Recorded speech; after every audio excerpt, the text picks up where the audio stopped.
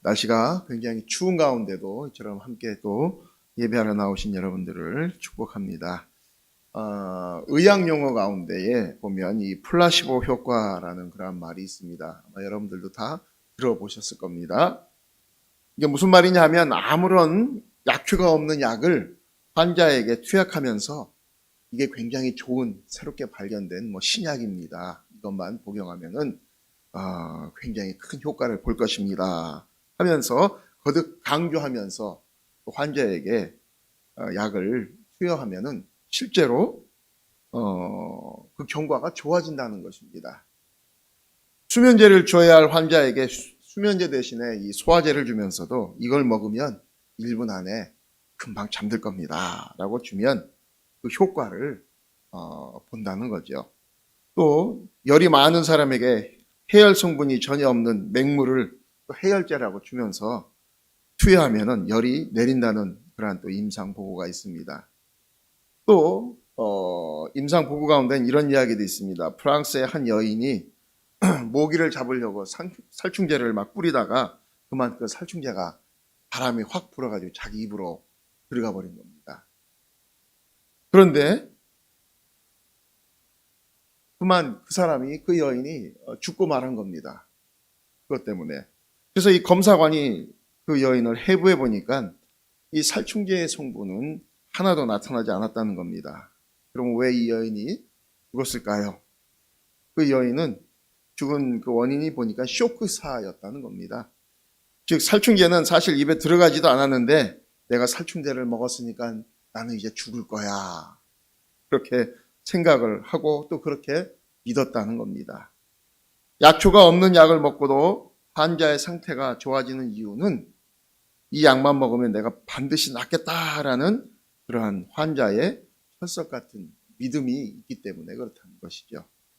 이와 마찬가지로 어떤 일을 우리가 할 때에 이건 틀림없이 잘 될 거야 라는 그러한 생각으로 이 일을 진행하면 성공할 확률이 높다고 말합니다. 왜냐하면 스스로에 대해서 가지는 자기 확신이 그렇게 일을 만들기 때문에 그렇다는 것이죠. 여러분 성공하는 사람들의 얼굴을 한번 보시기 바랍니다. 그들의 얼굴은 한결같이 신념에 꽉 차 있습니다. 신념이 있는 사람의 얼굴은 항상 활기차 있는 걸 보게 됩니다. 그렇게 활기차게 일을 하는 사람은 그 일에 대한 열정이 있기 때문에 아무래도 성공할 수 있는 그런 확률이 더 높다는 것이죠.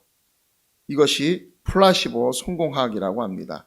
사도 바울의 삶도 보면 바로 그러한 신념이 강한 그러한 삶을 사도 바울이 평생 살지 않았나 생각을 해봅니다. 본문에 보면 사도 바울의 상황은 로마 감옥에 갇혀 있는 지금 그러한 상황입니다. 그런 암울한 환경 속에서 지금 바울은 빌립보 지역의 교회들에게 격려의 편지를 하고 있습니다. 생각해 보십시오. 지금 누가 격려를 받아야 할 그러한 상황입니까? 바로 바울입니다. 그럼에도 불구하고 바울은 감옥에 갇혀 있는 자신보다도 영적인 갓나나와 같은 그 빌립보 교회가 더 걱정이 되어서 그곳에 격려의 편지를 쓰고 있는 것입니다. 빌립보서의 주제를 이야기해 보라고 한다면 기뻐하라라는 그런 문구일 것입니다. 바울은 우리가 서로 기뻐하도록 노력합시다. 이렇게 그런 의미로 성경을 기록하지 않았습니다. 단호하게 기뻐하라라는 명령문으로 기록을 하고 있습니다. 여러분 어떻게 감옥에 들어가서 기뻐할 수가 있겠습니까? 저도 이 총신 신대원을 다닐 때입니다. 97년도였던 것 같아요. 서당동 이 총신대학교 뒷산으로 이 도로가 관통이 된다라는 그러한 이 도로 계획이 이렇게 나왔습니다. 그래서 그 당시에 대학원생, 대학생 할 거 없이 이 동작구청 앞으로 몰려가 가지고서는 막 데모를 했습니다. 그러다 보니까 이 데모하다 보니까는 이 그 구청 앞에 있는 그 도로를 불법 점검하는 바람에 이제 경경들이 와가지고서는 잡아가지고서는 뭐 마포 경찰서, 어디 경찰서 이렇게 다 이렇게 유치장으로 집어넣습니다. 그때 저도 마포경찰서 유치장에서 하룻밤 붙잡혀가지고 자고 나왔는데, 거기서 뭐 성경도 보고 바울처럼 기뻐해 보려고 해도 별로 기뻐해 주지가 않더라고요. 구치소인데도 불구하고 지하 마룻바닥에서 하룻밤 보내는데, 어찌나 불편하든지 그 다음날 아침에 이제 풀어주니까 참 굉장히 좋더라고요. 그런데 2000년 전에 그 바울이 갇혀 있었던 그 감옥, 그 무슨 즐거움이 그 안에서 있었겠습니까? 그럼에도 불구하고 바울은 기뻐하라라고 명령형으로 지금 우리에게도 말씀하고 있습니다. 그렇다면 바울은 무엇 때문에 우리에게 기뻐하라고 말씀하고 있는 걸까요? 여러 가지 이유가 있습니다. 첫 번째로 보면 그리스도를 믿도록 우리에게 은혜 주신 것을 먼저 감사하며 기뻐하라는 것입니다. 덴마크 태생의 카렌 블릭센이라고 하는 사람이 쓴 소설 중에 바베트의 만찬이라는 그런 책이 있습니다. 영화로도 나왔습니다. 제가 언제도 한번 말씀드린 것 같은데, 그걸 보면은 은혜에 대해서 참 잘 나와 있는 그러한 책입니다. 노르웨이의 한 작은 마을에 이 루터교, 그 금욕주의를 신봉하는 목사님이 이끄는 그 교회에 한 10명 정도 노인들이 나오는 그런 교회입니다. 그들은 세상적인 쾌락과 담을 쌓고 철저히 이 그 금욕주의를 지향하는 그런 삶을 사는 성도들입니다. 교회 목사님도 그렇게 가르치시고요. 그래서 루터교 교회인데 옷도 까만색 옷만 입고 주일날 예배드리고 나서 같이 성도들이 식사를 하는데도 보면은 값싼 맥주를 섞은 그러한 물에 빵을 넣어서 이렇게 그냥 걸쭉하게 해서 또 이 죽을 만들어 먹고 또 이 음식으로는 그 대구 그거 하나 이렇게 먹는 걸로 점심을 먹었습니다. 그 목사에게는 시집을 안 간 딸이 둘이 있는데 그 딸이 굉장히 교회를 잘 같이 목사님을 도와서 목회를 잘 했습니다. 그러다 목사님이 돌아가시자 그 두 딸이 이제 교회를 책임 맡아서 이제 예배를 진행하고 합니다. 그러던 중에 이제 프랑스에서 내전이 일어나 가지고서는 많은 사람들이 그 내전을 피해서 이 노르웨이로 도망을 갔는데 이 한 여인도 그 내전을 피해서 이 노르웨이로 이곳으로 도망을 옵니다. 그 여인 이름이 이 바베트라는 여인인데 이 여인은 자기를 하인으로라도 교회에 허드렛 일이라도 할 테니까 좀 받아달라고 그래서 거두어 줍니다. 그래서 그 교회에서 한 12년 동안 그렇게 열심히 허드렛 일들만 하다가 어느 날 이 바베트가 편지가 한 통 오는데 자기가 프랑스에 있을 때에 산 복권이 당첨이 됐다. 그 복권이 10,000프랑짜리 당첨이 된 것입니다. 그래서 이 바베트가 12년 중 처음으로 그 두 자매에게 부탁을 합니다. 그동안 자기를 거두어주고 머물고 해준 거에 대해서 너무너무 감사해서 자기가 이 교회를 위해서 하루 이렇게 파티를 좀 열고 싶습니다. 허락해 주십시오. 하도 간곡하게 부탁을 하니까 이 두 자매는 별로 믿었진 않았지만 그래도 허락을 했습니다. 그리고 성도들에게는 절대로 바베트가 만드는 음식에 대해서 뭐 맛있다 맛없다 이런 평하지 말고 그냥 묵묵히 먹기만 하라 이렇게 이야기했습니다. 그러면서 이제 며칠간 그 요리 준비를 합니다.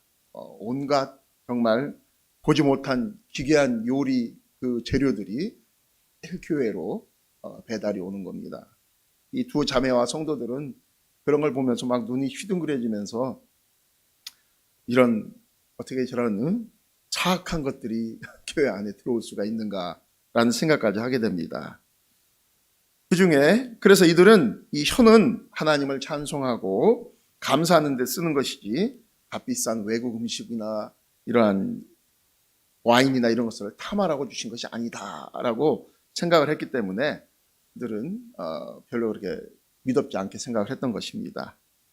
만찬이 시작이 됐습니다. 그리고 거기에 뜻밖에도 덴마크 출신의 한 퇴역 장군이 그분도 이렇게 초대돼서 같이 와서 식사를 하는 겁니다. 10명의 늙은 교인들과 두 딸 그리고 장군이 함께 식탁에 앉아가지고서는 음식이 나올 때마다 굉장히 귀한 음식들이 나오는 겁니다. 코스 요리로.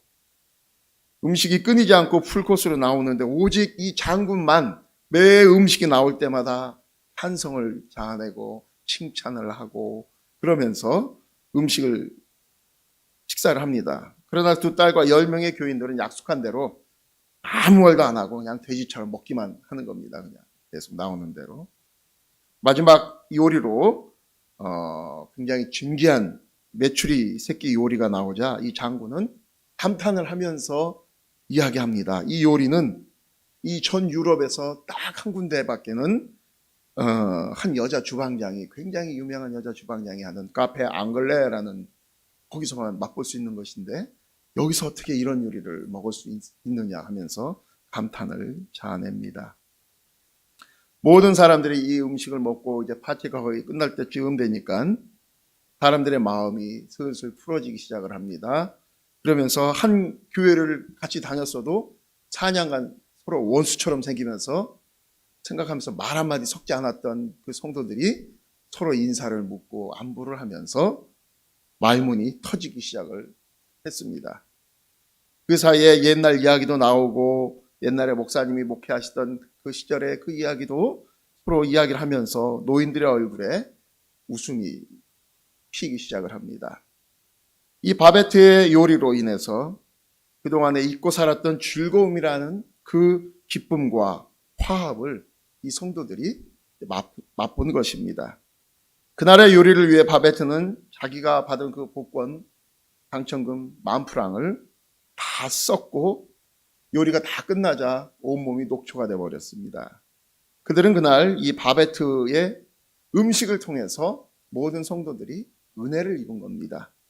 그들은 음식을 위해서 준비한 것이 아무것도 없었습니다. 그저 앉아서 차려진 음식을 먹기만 했던 것입니다.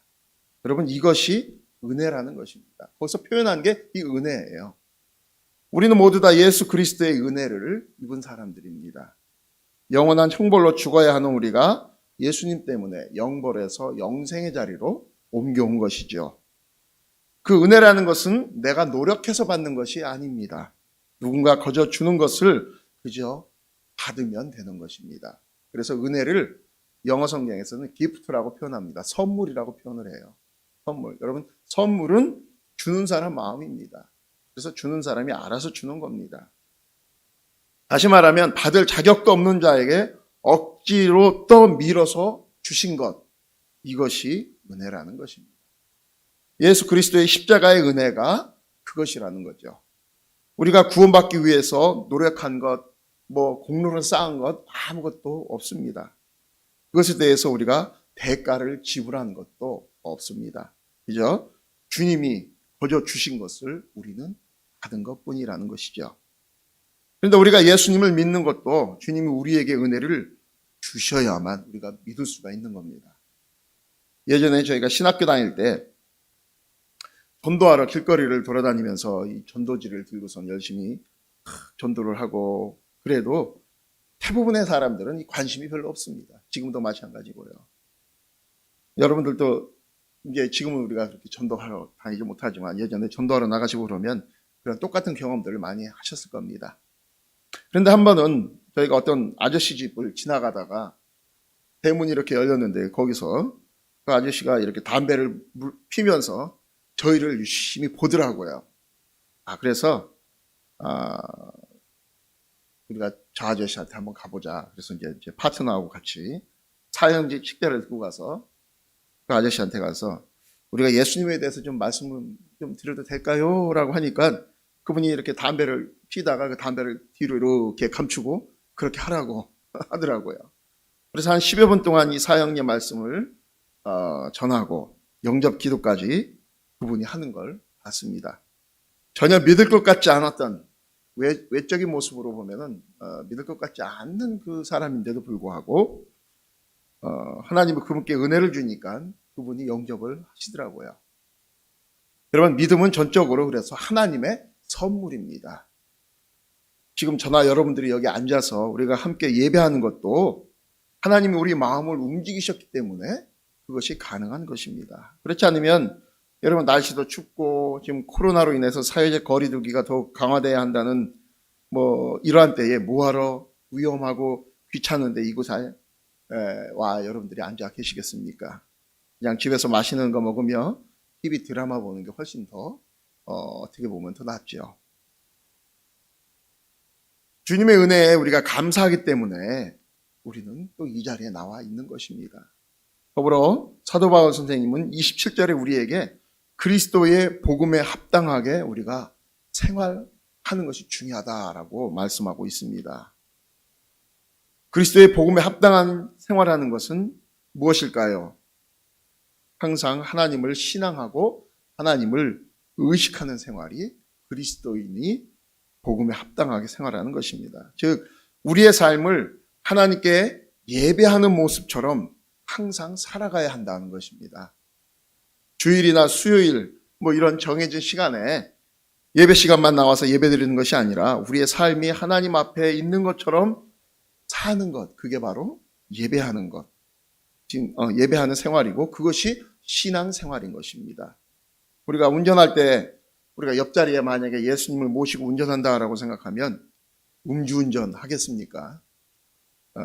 과속 같은 거 안 할 겁니다. 신호위반도 안 하고요. 난폭 운전은 더욱 안 하겠죠. 약속도 잘 지키고 거짓말도 안 하고 가정에서나 직장에서도 늘 친절하고 겸손할 것입니다.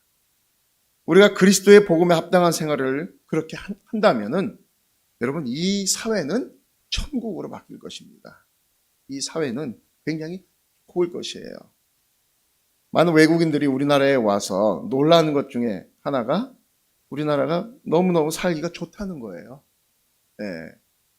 치안이 참 좋다는 겁니다. 여러분 그 치안 하나 좋은 것이 얼마나 큰 그 베네핏인지 모릅니다. 왜냐하면은 제 딸이 작년에 프랑스 여행 갔다가 지하철 안에서 호주머니에 방금 핸드폰 쓰고서 넣고 단추를 닫았는데도 내릴 때 보니까 없어졌더래요. 그래가지고 새벽에 막 전화 왔더라고요. 여기 휴대폰 빨리 중지시켜달라고. 그 옆에 있는 자기 친구는 한 번은 또 이 목에다가 핸드폰을 걸었는데 그것까지 가져가려고 잡아당기가지고서는 줄에 걸리니까 못 가져가고서는 도망가더라는 겁니다. 그러니까 뒷주머니에 이렇게 지갑을 넣고 다니거나 가방을 뒤로 메고 다니는 건 상상을 못 한다는 거예요. 가방도 꼭 앞으로 메고 다녀야 되고, 왜냐하면 뒤로 메면 자꾸 열고 다 가져가 버립니다. 그런데 우리나라는 이 카페 같은 데다가 노트북 놓고도 밖에 나가서 밥 먹고 와도 그대로 있고 이런 걸 보면은 경악을 한다고 합니다. 그러면서 대한민국이 살기가 너무너무 좋은, 그러니까 밤중에도 여자들이 새벽 1~2시가 돼도 편의점 가서 먹을 수 있도록 왔다 갔다 할 수 있고, 이런 것은 여러분 그렇게 돌아다닐 수 있는 나라는 몇 나라 안 됩니다. 전 세계에. 왜 그렇습니까? 서로 믿어주기 때문에 그렇죠. 그게 신뢰성이라는 것이죠. 신뢰가 있는 것들. 그래서 여러분 우리가 하나님의 말씀대로 살면은 우리가 이렇게 서로를 신뢰하고 믿어주고 남을 나보다 더 높게 여겨주고 그러는 사회가 굉장히 귀한 사회인 것입니다. 그래서 우리가 하나님의 말씀대로 복음에 합당한 생활을 하게 된다면 우리가 그렇게 살 수 있는 거예요. 그러면 그게 천국이 되어지는 것입니다. 두 번째로 그리스도를 위하여 우리가 고난받는 것 또한 은혜 받은 자들은 감사해야 한다. 오늘 29절에 보니까 그리스도를 위하여 너희에게 은혜를 주신 것은 다만 그를 믿을 뿐 아니라 또한 그를 위하여 고난도 받게 하려 하심이라. 여러분 우리가 예수를 믿으면 구원이 약속이 됩니다. 그러나 고난도 함께 따라오게 된다라고 성경은 우리에게 말씀하고 있어요. 우리는 예수 믿으면 모든 것이 다 잘 된다라고 때때로 이렇게 교육을 받기도 했습니다. 그러다 보니 우리가 인생을 살다 좀 버겁고 힘든 시험이 생기면 예수 믿으면 다 잘 될 줄 알았는데 왜 이런 어려움이 나에게 오느냐, 그러면서 몇몇 분들은 그렇게 시험에 들기도 하고 낙심하기도 하고 하시는 분들이 있습니다. 그러나 우리가 잊지 말아야 할 것은 세상 사람들의 복의 개념과 우리 그리스도인들의 복의 개념은 차원이 틀리다라는 것입니다. 세상 사람들의 관심은 이 세상에서 잘 되고 편안하고 난보라한 듯이 떵떵거리며 사는 것이 주된 관심이기 때문에 이 땅에서 잘 되는 것이 복이라고 생각을 합니다. 그래서 여러분, 우리 그리스도인들은 이 평안과 편안을 구분할 줄 알아야 됩니다. 평안과 편안. 예. 이 세상 사람들은 편안을 요구합니다. 추구합니다. 편안한 것. 예. 편안한 것을 추구합니다. 그러나 여러분, 이 평안은 편안하고는 틀립니다. 평안은 우리의 내적인 그러한 요소고 편안은 우리의 외적인 요소입니다. 그래서 우리가 외적으로 편안한 것을 많은 사람들, 우리 그리스도인들도 마찬가지죠. 우리도 편안한 것 좋지요. 추구하지만 그러나 편안한 것은 환경이 바뀌어버리면 편안이 없어져 버리게 됩니다. 그러나 평강은 우리의 마음속에 내적으로 하나님 주시는 은혜이기 때문에 그것은 외적인 환경이 어떻게 변하든 움직이지 않는다는 것입니다. 많은 사람들이 외적인 편안을 추구합니다. 그래서 우리가 이 건강도 그 외적인 편안 중에 하나죠. 그래서 우리가 건강하다라고 하면은 뭐 별거를 다 먹죠. 또 물질이 있는 곳이라면 만사를 제쳐두고 그곳에 몰입하고 명예와 부, 권력 등에 집착을 하는 이유가 바로 그렇습니다. 그러나 하나님의 은혜를 입은 사람들의 복의 개념은 이 세상의 것과 다름을 성경은 우리에게 분명히 말씀하고 있습니다. 우리가 너무나 잘 아는 마태복음 5장 10절에서 12절에 보면 의를 위하여 박해를 받는 자는 복이 있나니 천국이 그들의 것임이라.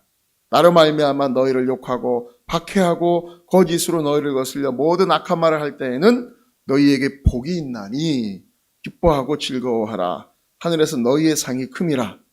이렇게 말씀하고 있습니다.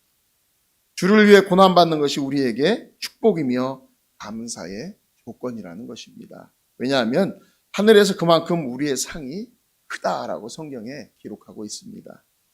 상은 무언가 여러분 우리가 큰 일을 한 사람에게 주어지는 특별한 보상입니다. 그래서 전쟁에 나가서 큰 공을 세운 사람들이 보면 훈장도 받고 상을 받습니다. 그러면 그게 무슨 말입니까? 그만큼 그 사람들은 자기 생명을 내걸고 죽을 똥 살 똥 큰 그 고생을 심하게 했다라는 것입니다. 그렇기 때문에 큰 상을 받으려면 큰 일을 해야 합니다. 하나님은 우리에게 큰 상을 주시기 위해서 때로는 예정된 어려움을 우리에게 주시기도 합니다. 성경에 보면 여러분 새 중에 왕이라고 하는 새가 바로 독수리죠. 성경에도 보면 독수리에 대한 이야기가 여러 번 나옵니다. 특히 여호와 하나님을 독수리로 비유한 말씀이 몇 번 나오는데 신명기 32장에 보면은 마치 독수리가 그 보금자리를 어지럽게 하며 그 새끼 위에 널풀거리며 그 날개를 펴서 새끼를 받으며 그 날개 위에 그것을 엎는 것 같이 여호와께서 홀로 그들을 인도하셨고 함께한 다른 신이 없었도다라고 한 말씀이 나옵니다. 여기 보면 독수리가 그 새끼를 어떻게 훈련시키는지에 대해서 나와요. 절벽 이 바위 틈에 독수리는 집을 짓습니다. 그리고 제일 밑에는 집을 지을 때 보면은 이 가시나무를 밑에다가 깔고 그 위에 가죽 같은 걸 주워다가 깔고 그 위에다가 이제 자기 털을 뽑아가지고서는 깝니다. 편안하게. 그래서 그 새끼 독수리들이 그 둥지 안에서 이렇게 지내게 하다가 이제 이 독수리들이 날개가 이제 어느 정도 이제 커지고 날만할 때 되면 이 어미 독수리가 그 새끼 독수리들을 자기 등 위에다가 이렇게 태우고서는 높은 곳으로 올라가서 떨어뜨려 버린다고 합니다. 그럼 이제 독수리가 살라고 새끼들이 막 날개짓을 하겠지요. 근데 어떻게 단번에 날겠습니까? 막 날개짓 하다가 힘들면은 이제 날개가 이제 더 이상 날개짓을 못해서 그냥 밑으로 추락을 하면 그걸 보고 있다가 어미 독수리가 밑으로 내려가서 다시 받아가지고 다시 위로 올라가서 또 떨어뜨리고 한다고 합니다. 근데 이게 너무 힘들죠. 새끼들이. 그러니까 둥지에서 안 나가려고 한다고 합니다. 나중에는. 그러면은 이 어미 독수리가 어떻게 하냐면 그 둥지에 있는 그 털이며 모맥을 싹 다 발로 긁어내가지고서는 없애버리면은 맨 밑바닥에 그 가시만 남아있게 한다는 거예요. 그러면 이 새끼 독수리들이 그 가시에 찔리니까 결국은 이제 어미 독수리 등에 다시 올라가서 또 그 훈련을 한다고 합니다. 우리 하나님께서 우리를 훈련시키시는 것이 바로 이제 그러한 것과 같다라는 것이죠.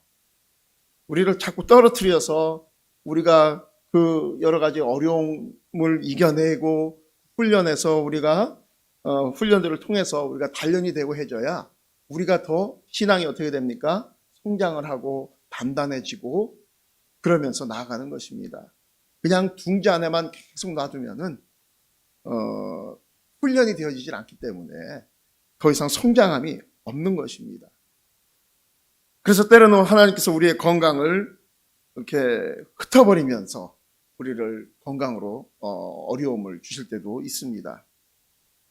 어떨 때는 우리가 그 경제적으로도 하나님께서 힘들게 하시는 경우도 있습니다. 욥처럼 말입니다. 그래서 이 땅에서의 고통과 질병과 슬픔을 통하여 여러분 고통과 질병과 슬픔이 없는 천국으로 하나님께서는 우리를 인도하고 싶어 하신다는 걸 우리는 알아야 하는 겁니다. 이러한 때에 하나님의 사랑이 우리가 사랑을 의심하면 안 됩니다. 하나님 어디 계십니까? 왜 내가 이렇게 어려운데 하나님 왜 나를 좀 돌아봐 주시지 않습니까?